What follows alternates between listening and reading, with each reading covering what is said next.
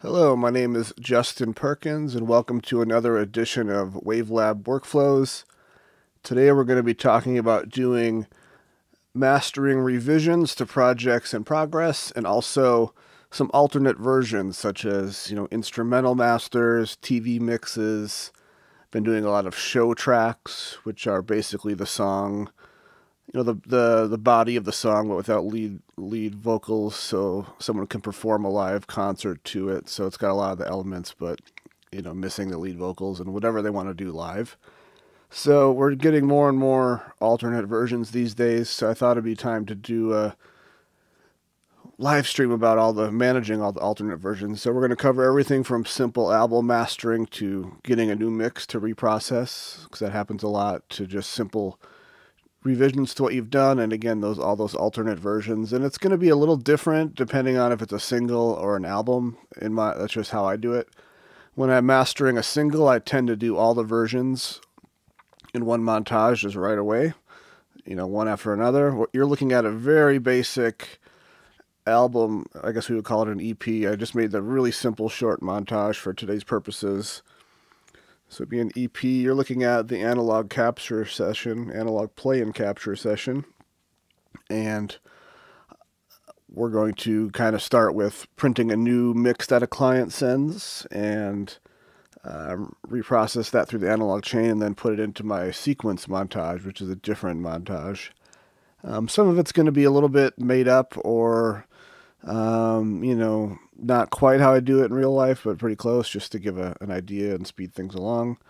And then we'll cover a bunch of other stuff. So while we get started here, if you haven't heard yet, Steinberg released Spectral Layers 10, which is a very advanced spectral editor for doing all sorts of crazy stuff, from removing clicks and pops to plosives to separating sources, separating vocals from music, separating all sorts of stuff. So check out Spectral Layers 10 if you're into spectral editing or want to get into spectral editing. I'm doing this from a new computer today, so please send a note in the message if anything is not right. This is going to be a trial run on the new M2 Mac Pro. I did some tests last night, and hopefully everything works out. But let me know if something isn't right, and I will adjust it on the fly. Somebody got Spectral Layers 10, so that's good. So as I said, we're going to get started here, let a few more people trickle in, but let me know if anything is not sounding or looking good, and I'll try to adjust it. But I feel like we're pretty good, and it's also very smoky here from the Canadian wildfires, so I'll try to not run out of breath, and I'll try to not cough too much, but we have pretty bad air quality here. So I'm going to power through. So let's get into some of the basics. Like I said, I'm going to start with, a lot of people have asked me about revisions when using an analog mastering chain because it can be a little bit of a hassle to do that. Now, I see a lot of people trying to do their plug-in work, analog work, everything in one montage, and I think that's biting off more than WaveLab or any really DAW can chew, and it also paints you into a corner for alternate versions, revisions, etc. So I don't do that. You may be able to take some, and in general, there's so many ways to do things in WaveLab. You're probably just going to be taking bits and pieces of what I show you and incorporate it into how you do things. Even something as simple as, a lot of people don't know that you can replace an audio file in a montage. So if you, for whatever reason, need to replace this file or this file with a new one, there's a simple command. I'm going to be using it a lot in real life. I used a shortcut, so I'm going to be slow here to find it, but insert, replace audio file, and you can browse for a new file to replace there. That way you don't have to redo your plug-in chain or your automation or anything. It just pops a new file in there and everything is the same. So, there's some DAWs that don't do that, so people get surprised when WaveLab is able to do it. So we're going to get into that. So my whole point is, this is maybe more of an advanced live stream for people already using WaveLab, and you're probably just going to take bits and pieces of what I say and incorporate it into how you do things. So without any further ado, let's get into this again. So this is, again, an analog play and capture montage. What you're looking at here is the top track is what I've captured from my analog chain. I've got 3 songs and a test tone. So in this scenario, I would have already done some things here we're just pretending that I've sent out the master and we're getting a revision. The second track 2, that is the unmastered mix, and that is feeding. I have 3 digital to analog converters that I can simultaneously feed. It's not really important to you, but the whole point here is this is going out to my analog mastering chain, and on my mastering console I choose which one of these converters feeds my gear. WaveLab is nice and lets me feed all 3 at the same time, which is handy. But of course, if you just have one path, you just choose the one path. The track below that is what I call the raw track, and this is the unmastered mix at its natural level with a slight bit of limiting that very closely but not scientifically matches my captured version, so that I can toggle on my monitor controller as to what I am doing versus how it sounds to start with a little bit of level added. And as you can see, that's just going to the raw output 9 and 10. Not important. I don't want to get into an analog routing one because I already did a whole episode on that, and it's probably time for a new one. But what you're looking at here is the captured from analog that got further processed and sent out as the master, the unmastered. Track 2 is the unmastered mix, and track 3 is also the unmastered. The reason this is a little smaller is I've normalized these 3 unmastered versions to be at a certain level that I like to hit my analog chain at, and there are of course some clip effects before going analog. So let's say you get, this happens a lot, the client says, I love the mix, or I love the mastering, but I made a little mistake on this mix and I have to send you a new file. Can you just pop it in and use the same settings? Well, I think we all know there's really no popping it in and using the same settings. Plus, I'm not even, a lot of times with mastering projects, I go in and do a lot of spot editing with, spectral editing to DS, declick, and all sorts of things. So a lot of times my captures are very broken up into little chunks and pieces that would have to be redone. I'm going to skip that for today. But as you can see, I have the song sectioned off with markers, and there's a nice 200 millisecond buffer between the marker and the first sound. This, if I zoom in, you can see this song had a count in and some studio chatter that was chopped off. The nice thing about this is when I load it into my assembly montage, the files have 200 milliseconds of digital silence, so that when it makes the real marker, there's a nice buffer between the start of the track and the first note. Okay, so the client says, we love your mastering, but the mix had a problem. Let's redo this mix. So the first thing I do is open the capture session that I did, and I do a save as, and I'm going to call this V2. So in my opinion, you always want to have version 1, version 2, version 3, because it's a good idea to be able to get back to where you were. A lot of times clients might say, actually, the way you had it the first time was better. Can you just go back to that? And if you don't have your version 1, 2, 3, etc. saved, that can be tricky to get back to. So my montages always have version 1, version 2. Even if the change is small, I like to have version numbers, because then you have exact recall of all your settings, all your plugin processing, all that good stuff. So the first thing I do is make a version 2 of this analog play and capture montage. Another little side note, it's inactive right now, but when I'm initially dialing in the record, I am monitoring through a limiter with about 3 decibels of increase, because that's about what I do in my actual assembly montage. So I'm just monitoring through this. I had it deactivated because when I render these out, I don't want it to go through there, because I'm going to be doing better, more precise limiting, but that's there for a reason, and it's inactive for a reason right now. But since we're going to reprint a song, let's make it active again.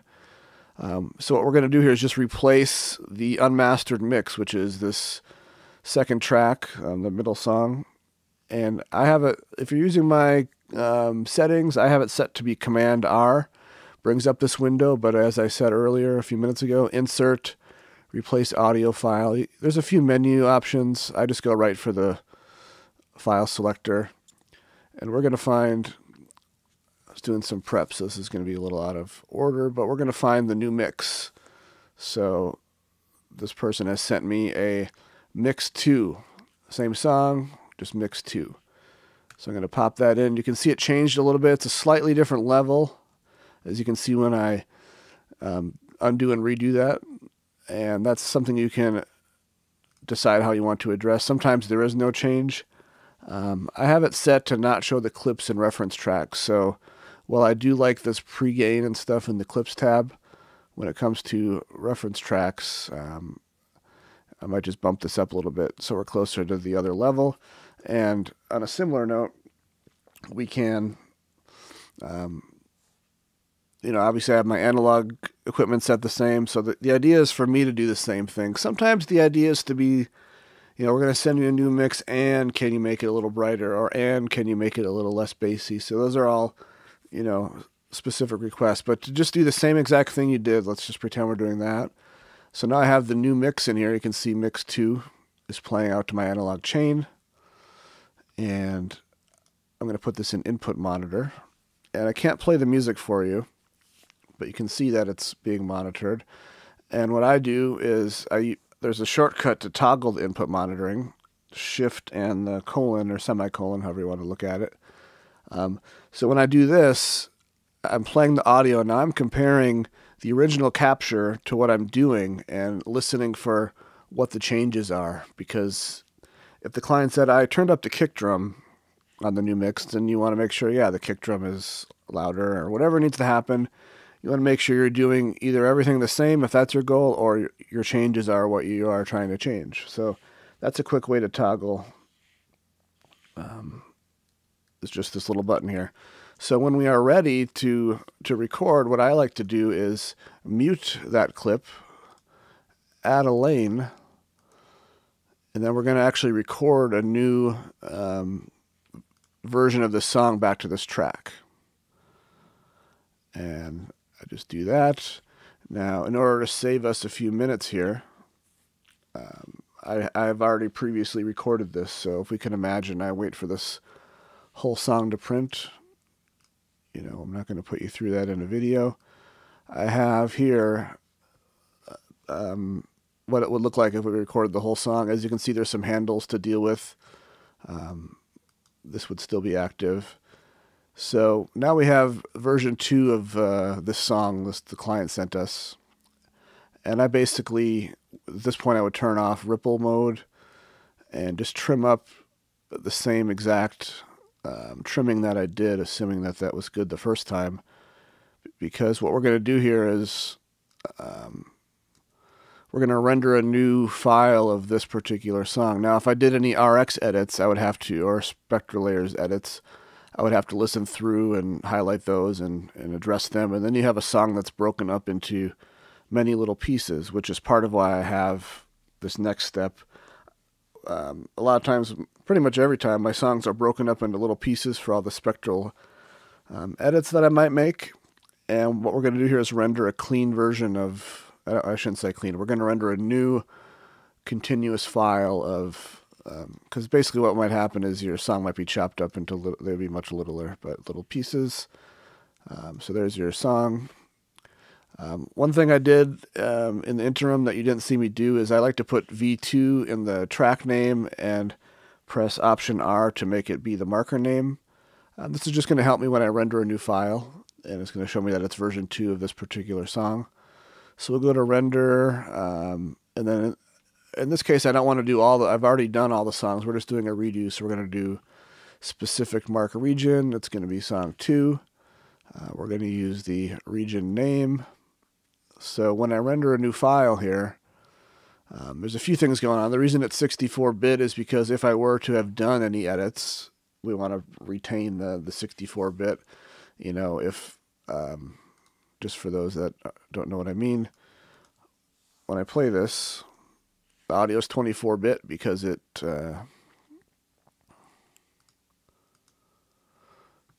audio is 24-bit because that's what my recording can be. That's the most my recording can be. But as you can see, if I were to do an edit, it goes up to floating point. So that's why I chose 64-bit float for this particular render I'm about to do. I think everything looks good. Just double checking. Then I'm going to hit render. And I already practiced this, so that's why it said there's a file with that name, but I just overwrote it.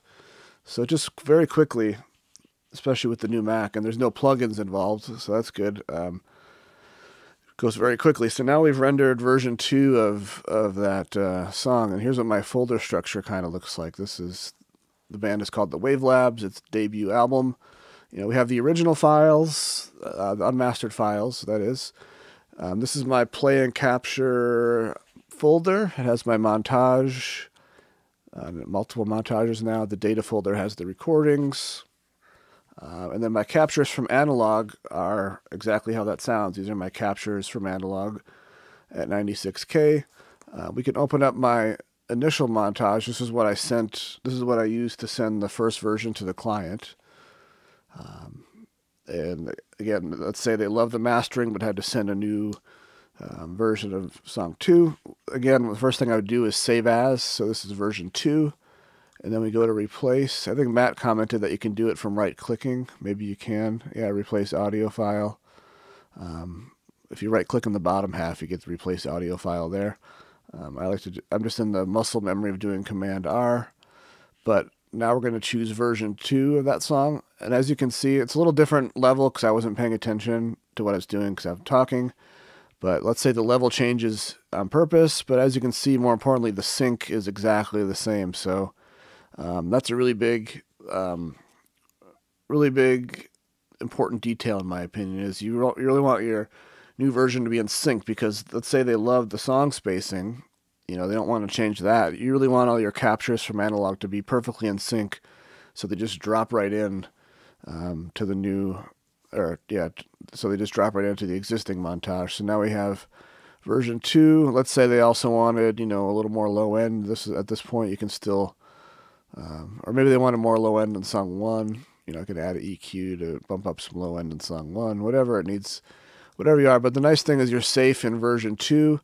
If they say, oh, we actually liked version 1, then you can always get back to that and either branch off of it or at least see what your plugin settings were and copy them or whatever needs to happen. But I know when I used to teach mastering at school, some of the students they'd go make a change and they would just open their thing and start making the change. And it's like, wait a minute, what if you need to get back to that? I mean, if you're working for yourself, then that's your own problem. But if you're working with clients, they're going to say something about the previous version was good, and then you need to know exactly what that was. So version numbers are huge. Again, the montage files are very small. So I saved version 2. It's 24 kilobyte file, so these don't add up really at all. There's no harm in just making a version 2 of the montage. And again, I really am an advocate of separating the analog play and capture process to the assembly and final tweaks. I'm not saying you can't do it all in one montage, but I think that's where you really start running into issues, whether it's CPU problems, sync problems. And if you're using analog gear, I mean, in my opinion, this is kind of why I do it this way. Let me try to go back to version 1. I don't understand when people render through analog gear and then don't clean up the heads and tails, because I have a very quiet analog chain and I do a lot to maintain it. But let's go back to this capture montage. I mean, you can see this test tone I printed. I have a little bit of a noise floor. I mean, I don't know how, it's very low. This is with a lot of gain in my chain. I'm increasing the gain. So there's about minus 77. A little high, but again, this is a rock album. I'm really cranking it. When I'm not boosting any gain, it's closer to minus 100. Anyway, getting off track, but I just can't understand rendering through your analog chain, just sending that out. I'm a big fan of capturing as a new track, seeing what's going on, listening through, making sure that the recording went well, no glitches, ticks, or no clicks or pops from your system happened, and then trimming up the heads and tails nicely, and then doing a final assembly thing. And this is where I have an actual limiter and some loudness stuff going. And I think when you get all the songs together again and take an ear break, this is a good chance to really fine tune. You might decide that this doesn't look like it would be the case, but occasionally maybe an intro is a little quiet, so you can bump that up. Or maybe an intro feels too loud, due to the limiting and analog processing, so you can dial it back and relax a little bit. So I think it's a great place to do a little fine-tuning and really dial in. There's a question here. When working on an album, do you prefer to have each song on a different track or all together? If I'm working on an album, I like it all together. You know, this is a very short EP that I kind of mocked up here, but because WaveLab has clip effects, you know, I'm showing you the montage output now, but and these are deactivated except for the song we redid. But you don't need to have an audio track for each song in WaveLab. You put it right on the clips, and same with if I'm mastering in the box or whatever. Let's see if I have something I did in the box recently. Maybe I did. Either way, when I'm mastering something in the box without analog gear, I just kind of archived a bunch of stuff, so I may not have that handy. Thinking in real time. Well, let me just show you an album that doesn't have a title yet. Same if, I guess it's similar to what I already have open here, but I'm mastering an EP album. I just have one track, 2 lanes. I like to stagger them for any songs that might crossfade, but I don't really believe in the stair step thing where you have every song on its own track. I think there's a reason why WaveLab has clip effects, and I think it's a good idea to use them. Plus, you're not taxing your CPU if you have 11 tracks in the montage, and you have plugins on each 11 tracks. You can be taxing the CPU a lot more versus if you just have it on the clips when only needed when that song is playing. Anyway, I'm getting a little off track. So that is basically, I did a whole episode on rendering, but I'm also an advocate for, even if one song changed, I'm a big advocate of, rendering the full montage again, because that helps avoid any clicks and pops when songs overlap.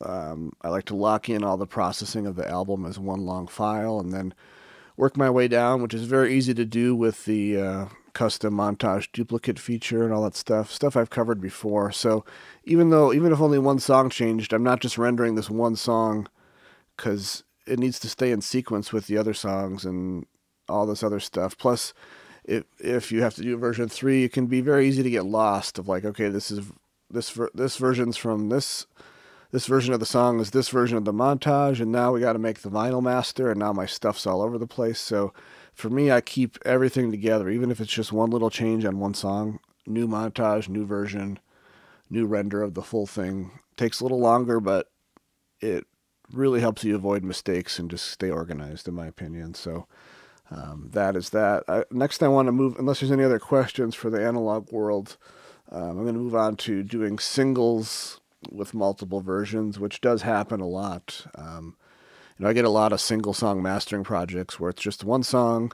but they have the instrumental, they have the clean version, and they have the TV mix, and all these other versions. And in that case, I'm going to be jumping around a little bit. In that case, I do them all in one montage. Now, I'm going to show you if this particular album had an instrumental, the client needed instrumental versions, I would do a save as, and then just populate.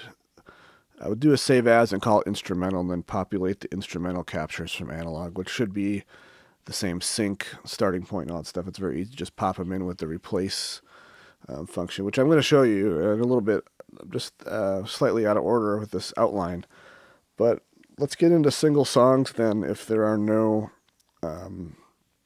other analog gear questions, and I can always jump back to that. But that's a basic version of dealing with revisions and analog gear. And of course, it wouldn't be unheard of to get a third version of, a third mix of a song. So then you just kind of repeat, save as to version 3.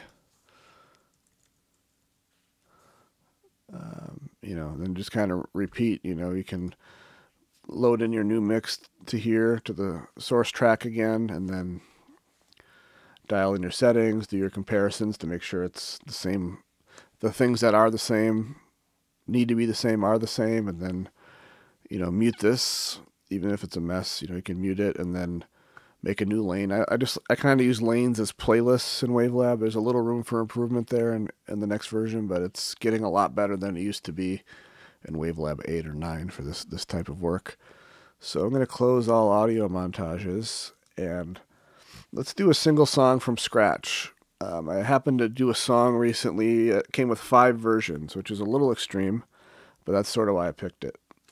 So I have a template for single songs, and the reason I have a template for albums and single songs, the difference is kind of just in the metadata, and that's a whole nother topic, but I'm going to use my single song template.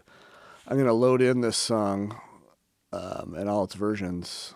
It was this artist, Donna. And there's some folders here because I've already done the work, but let's just ignore those. And now the other 5 versions, but they sent me 2 mixed versions of all 5, so I got like 10 files. So anyways, here's the 5 versions I would master. I like to insert the files using this box because then I can put them in the... I mean, with a single, there's no correct order because it's one song, but for me, a logical order would be the main mix, instrumental mix, TV mix. They had a vocal down mix, and they had a version with no bass or no lead vocals for whatever reason. I'm guessing that's some kind of performance version. So what I would do, and again, this would be if I'm mastering it in the box. So I'm not going to incorporate analog gear into this particular single. But these are my settings for the insert file. We're going to use just one track. We're going to line them up back to back and at the start of the montage. And let's save it as something. Again, I've already done this song, but I haven't done it in the box, so that's why there's not a thing there. Let's just call it version 2 just to be safe. I have a lot of shortcuts for these types of naming things. I'm going to call it version 2 just so there's no potential conflict when I render something. But basically this would be starting from version 1. So the good thing about this mix engineer is check out the lengths of his mix files. They're perfect. You don't always get that, but his mix files are the exact same length down to the millisecond. Sort of also why I picked this song to do. Now, this is a single song, doing it all in the box. It hasn't been trimmed up whatsoever. You know, there's a little bit of heads and tails. So I'm going to do that right now, put on the heads and tails, or deal with them. You're not going to be able to see this, but I have all of the clips selected. And if you have all the clips selected, or some, and you hold Option, it trims them the same, whether you trim the front or the back. So even though I'm going to be zoomed in closely on one of the clips, I have them all selected and I'm holding Option so that they're all getting the same trimming. And I'm just eyeballing this for the sake of speed. But you know, there's a little bit of dead air at the front, and we're going to have some digital silence, but I don't want whatever that was because it could be rustling, it could be humming, it could be... We don't want it. We want the song to start clean with whatever note that is. And then again at the end of the song, it has a natural little decay. But let's just say we want to do that instead. A little trimming of the end. Now, I like to... since I'm doing this on video, I don't want to screw up, so I'm just going to double check. My clip lengths are still all exactly the same because I was holding Option and I had them all selected. The next thing I do then is... This is just a personal thing. You can do it however you want. I want the first clip to start at 200 milliseconds. And then I'm going to set the pre-gap to the rest of them to be 200 milliseconds. And you'll see where this is going in a minute. So again, the first clip is at 200 milliseconds starting. Now I'm putting 200 milliseconds between each version. And that is going to be good because when I pull up the CD wizard, and I have a special... That's the other reason I have a singles template, is because when I'm doing an album... My CD wizard is set to JP start, and that does quantize the markers to CD frames. When I'm doing a single, excuse me. When I'm doing a single, I don't care about CD frames. I care much more about each version of the mix being exactly the same length down to the millisecond. So this is my default CD wizard for singles, and I'll let you look at it for another second here, but it is set to, there's no quantize, so that's really the only difference, I believe. And I'm going to apply that. Hit save. Now, we're not quite there yet because, as you can see, it made a marker at the start. It made a start marker and then splice markers at the start of every clip. So let's see what happens here.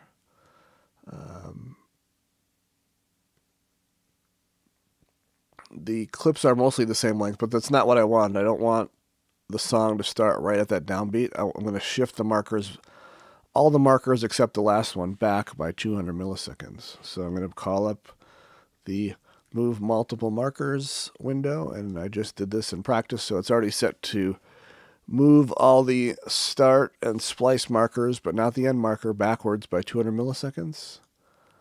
And if I did everything correctly for live internet, yeah, so now when we look at the markers tab, my markers and regions for all the versions are still the same length. So that's why it's really helpful when the mix engineer gives you the files with the same length, and I'm just being careful to edit and create my markers so they all have the same length of 458 and 743 milliseconds. So now I have a nice layout and starting point. Another thing I always do for singles in the box or even albums is I'm going to copy these versions to the reference track. I'm not going to copy any, well, I didn't do any gain changes yet, but even if I did, let's say I normalize these to my favorite in the box starting point. And again, I'm gonna copy the gain of the first clip to all the other ones so they match. But let's say I did some gain changes. I'm gonna use this feature, copy all the clips without any gain changes, any automation to track 2, which is the reference track. And by default, that is set. Actually, I'm using a different interface that I normally do for this video, but by default, that would be set to the raw output. So on my monitor controller, I could toggle between what I'm doing and that additional output of the untouched version, just to compare. So we still have a bit of a mess on our hands here because the marker names are not very good. And again, usually I'm doing maybe 1 or 2 extra versions. This one has 5, just for the sake of being ridiculous in the video.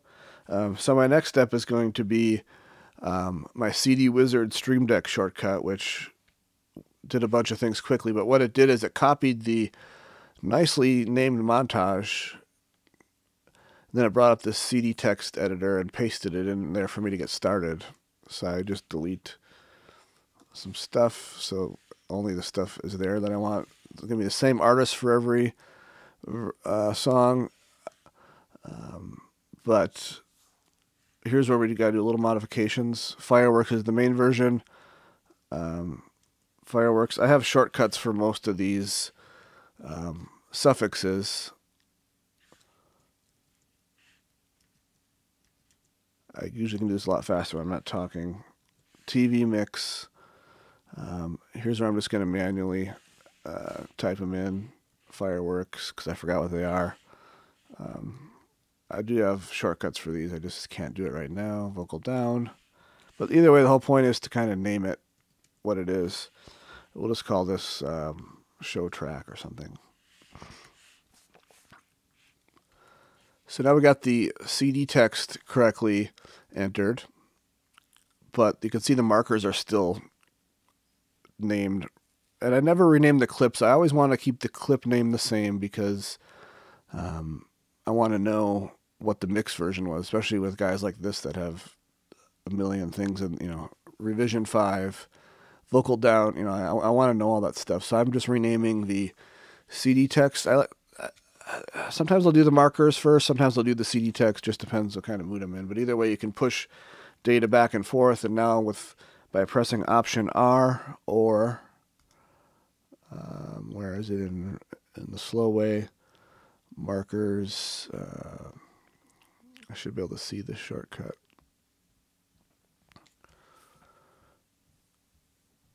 Well, either way, I press Option R to name the markers after the CD text. Oh yeah, it's backwards. It's in the CD tab, Functions, rename CD tracks as CD text. Still worded slightly different than I would do it, but basically that's going to take your nicely entered CD text and push it to the marker names, which is going to come in handy for metadata and file naming when you render your masters. So now we have 5 versions of the same song. And as I mentioned, I like to normalize to a certain level.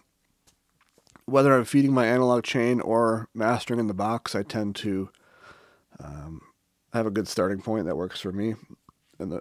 So the problem is I normalized each clip, but it doesn't know that I want. This is another feature request. I would love to mirror the normalization setting based on the first song, but I just have to manually copy and paste these real quick. So now they all have the same gain value. And now it's time to actually get into some sonic mastering stuff. And the way I like to approach making sure that all these versions get the same processing is this is the one time I use track effects, and I sort of treat this as my clip effects. The reason I don't do clip effects is because even though I could, once I dial in the first song, I would have to copy and paste those clip effects to each clip, which is not a big deal. But now let's say you want to tweak the EQ a little bit on the first song, then you got to recopy and paste it, and then it's easy to forget. And also, if you are listening through and you hear a click and a pop, you can easily highlight a section and send that to your spectral editor of choice, just that little section, and make the spectral edit, save it, and come back to WaveLab, and it's in place in the montage. But again, like the other demonstration, then now the song is broken up into multiple chunks, and now you have to manage clip effects on each section of the song. It gets to be too much. So I use track effects for like kind of the main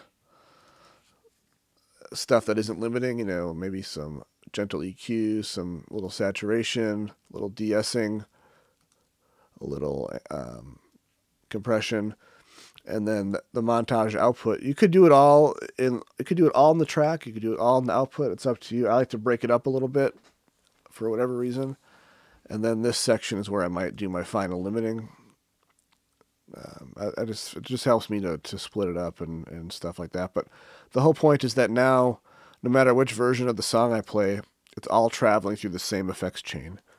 And it's all saved with the montage. I saw somebody posting on the Steinberg Facebook ad for WaveLab that you can't recall your plugins and your settings, and he was just kind of being a devil's advocate for no reason. Of course, if you use the master section, you have to load and save and reload your plugin chain, which is why I don't use it at all. But if I close this montage, which I will, and reopen it, all my plugin settings are back just how I left them. So whoever that guy was, he's just trying to be a jerk.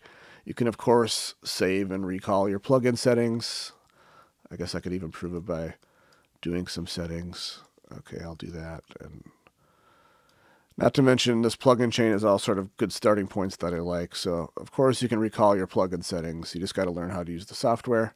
But my whole point is that now when I adjust the EQ, it's going to be doing it for all 5 versions of this song. I don't have to remember to apply it to each 5 versions of the song. So a couple other things that, and this is a good example, sometimes mixes are too dynamic. So let's say this intro, I got the end of the song sitting right. Let's dial that up a notch. Again, I'm just looking at stuff. I'm not listening. I can't play the audio for you. Let's say we're happy with this, but the intro feels a little soft. Sometimes a soft intro is great. Sometimes it's too soft. So rather than trying to squash it more with compression and limiting, a lot of times I'll use level automation and do something really simple like turn up the intro, or again, this is a very good mix, so this doesn't need it, but sometimes, a bridge or a third verse, by the time you do all your processing, doesn't relax enough, so maybe we need to relax the bridge a little bit. I'll go extreme for demonstration purposes. And let's say we want to do even more of a fade than we did. So again, all these clips are still the exact same length down to the millisecond. So are the CD tracks, even though we're not making a CD. So let's say I like what I did there. Well, it's easy to press F1 and Command F1 to copy and paste that level automation to all the versions. So that's something that I do a lot when I'm doing singles like this, is once I figure out again, this is ridiculous and exaggerated, but it's very easy to copy your level automation to all the different versions. The slow way would be to use the inspector, go to the clip section, go to volume and fades. I don't even know the slow way because I never do that, but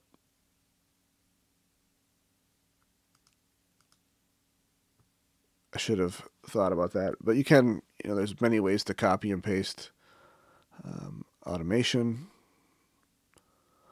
or reset it. So that is, and I think I might have programmed the shortcuts, but basically you would go to envelope and copy and paste the shape. If you hover over it, it'll tell you what your shortcut is set to. I believe I programmed these. And another cool trick while I'm thinking of it, I never knew what the word convert meant, but convert to stereo means now you can automate just the left or right channel for whatever reason. If you wanted the left channel to get quiet and the right one just, again, this would probably be something I would never ever do, but convert is a cool little feature.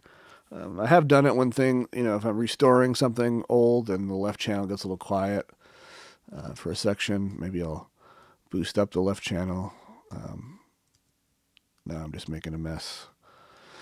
I'm going to stop there, but it's cool to convert the waveform to left and right sometimes, or the automation to left and right sometimes, if ever needed. So I'm getting close to being done with singles. Let me show you one other example of a single that was already done.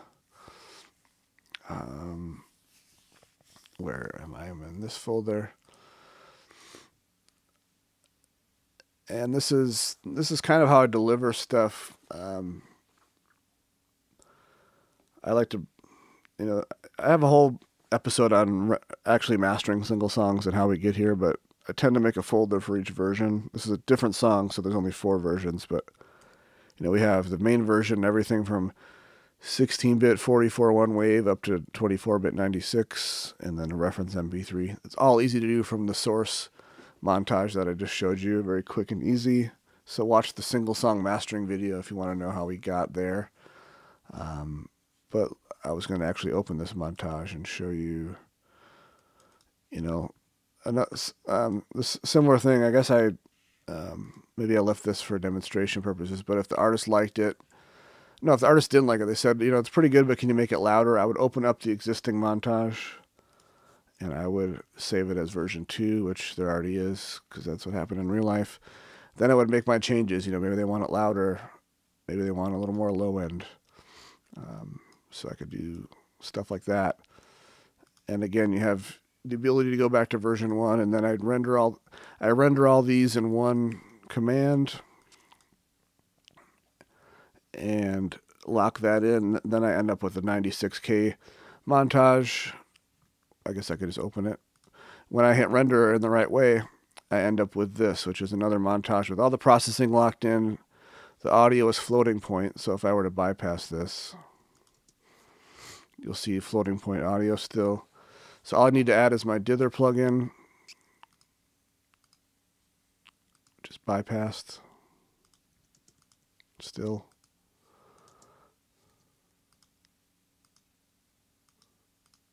There we go.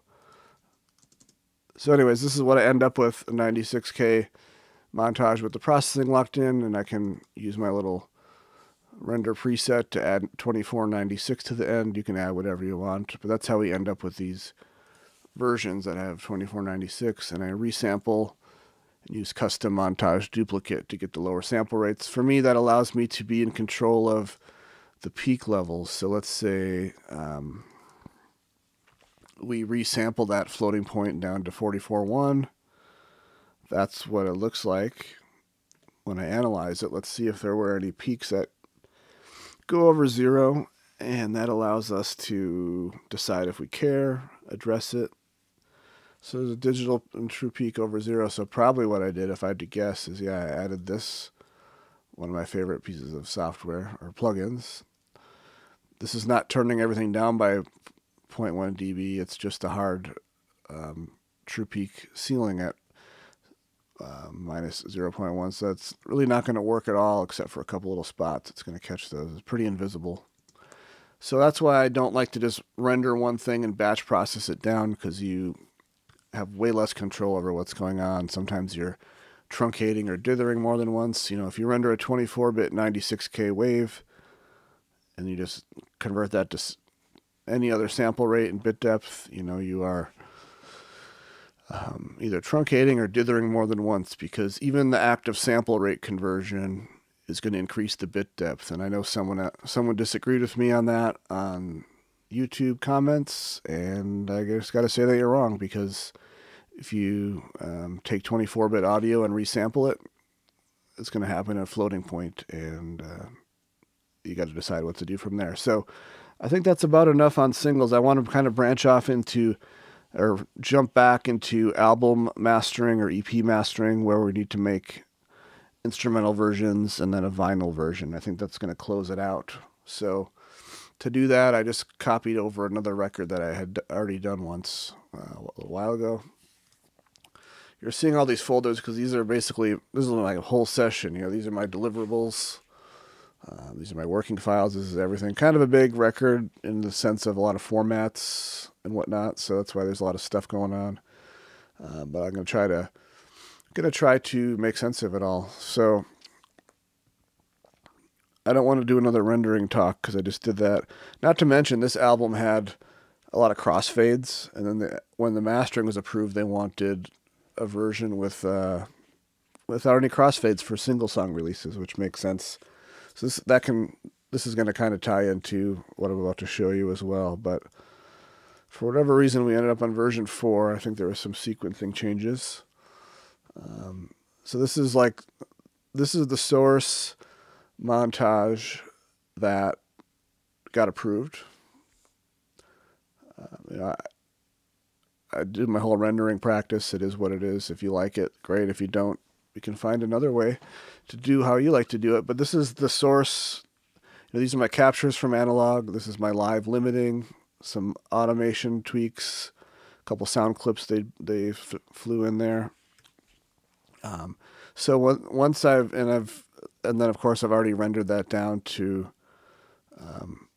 kind of, I guess, flat. Some people call it flatten it. I've locked in all that processing aside from the dithering. I have my many versions, but I have, like a 16-bit 44.1 version for that format. So I've kind of already, the album's approved. So now let's say we've got to make a vinyl master. So and I have done a whole series on a whole live stream on vinyl and cassette pre-masters, so you may want to watch that. But a quick version of that would be, once it's approved, I just do save as. I get rid of this text. Come on, get rid of that text, and I put that text in instead. And this is not a great example because I've already done it, and I normally wouldn't have to press replace, but it's there. So then I might do some changes for vinyl. A lot of people agree that removing the digital limiting is a good idea for vinyl, or easing up on it. I like to just remove it, and then I sometimes have to rebalance the album a little bit after the limiting's gone, but I think that makes for a better cut. And of course, define your vinyl sides. I forgot what we did for this, but this is probably where side B starts. Now I'm defining side A and B, and then I have presets for rendering, each side as one continuous thing. And to save you some time watching the computer render, you basically end up with a 24-bit 96K wave of each side and a PDF to go along with each side for the cutting engineer, so they know where all the songs are. Fun stuff. So that is kind of branching off for vinyl. And then similar deal with instrumentals. Let's say that the record's approved. I just do a save as from the approved. I actually don't know what I call it, but that's why it has this underscore. For me, that is the master montage with all the plugins. It makes it easy to identify in a list like this. Because sometimes you get a lot of similar names, and having that little underscore helps it pop out a little bit. So let's say the record's approved, but now we got to do instrumental versions. I just pop in the word instrumental, and again, I've already done it, so that's why it's telling me to replace and stuff. So ignore that. But basically, doing a save as, and this is where I would. I wish there was a bulk replace. That's another feature request. You do have to go one song at a time, but I'm just going to go find my captures from analog, which should be in sync. Pop in that one. I won't do them all because that'll get boring, but you get the idea. Just replace. You can do it. I've gotten pretty quick at doing it. And then I would have to decide if those sound clips are part of the song's instrumentals or not. Depends if they have talking. That's a case-by-case scenario. But let's say I've replaced them all. The other thing we want to do then is, of course, add instrumental to the track names, which I can do very quickly.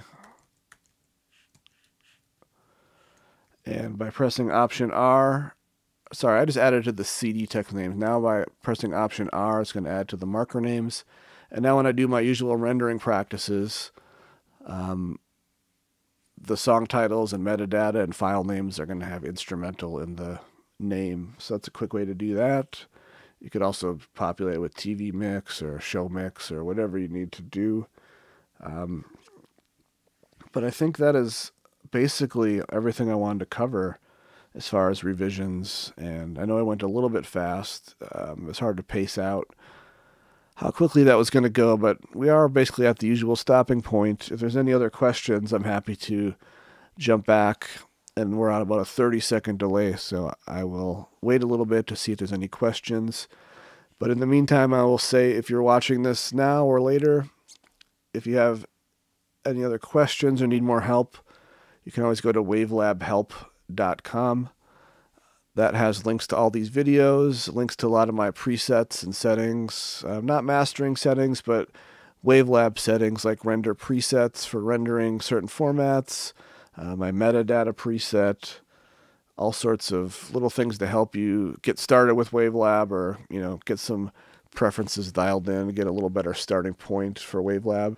There's also the WaveLab users group on Facebook, and of course the WaveLab forum on the Steinberg website is a great resource as well. So if you need additional help, find us there. I've been getting a lot of DMs for WaveLab help, and I'm happy to help, but direct messages on social media are a terrible format to try to help people with problems. So I appreciate it if you just post questions about WaveLab in the WaveLab group or on the forum. I'll see them as soon as possible. I check them very often.